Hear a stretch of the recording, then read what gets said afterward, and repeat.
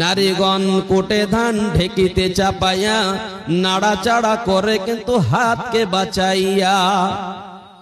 চালটা যখন ই করবে তখন নাড়াচাড়া করে না, তখন কি করে হাতটাকে এই চালটাকে এরকম করে সরিয়ে দেয়, এরকম করে সরিয়ে দেয়, কিন্তু হাতটাকে বাঁচিয়ে রাখে ওই ঢেকির যে মাথাটা আছে যেন করে না লেগে যায় সেই জন্য। নারীগণ কোটে ধান ঢেকিতে চাপাইয়া নাড়াচাড়া করে কিন্তু হাতকে বাঁচাইয়া।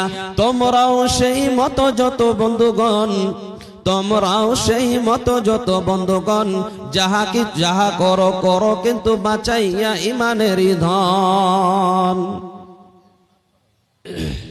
তো আল্লাহ সুবহানাহু ওয়া তাআলা আমাদেরকে ঈমান নামে একটা দৌলত দিয়েছে। এই ঈমান নামে দৌলত যে দিয়েছে, এই ঈমানের দৌলতটাকে আমরা কি করব? বাঁচিয়ে রাখব। ঈমানের দৌলতটাকে আমরা বাঁচিয়ে রাখব, এটাকে আমরা বিনষ্ট করব না। তাই বলছে মাশাআল্লাহ। আরো এক ভাই দেখো কোথায় যে ছিল, নবীর মাদ্রাসা থেকে ভালোবেসে 100 টাকা দান করে দিল। ওগো খোদা দয়াময় পাক সুবহান, এই দান কবুল করো তুমি মেহেরবান। আমিন ও আমিন আল্লাহ, আমিন ও আমিন। মদর দোয়া কবুল করো রব্বুল আলামিন।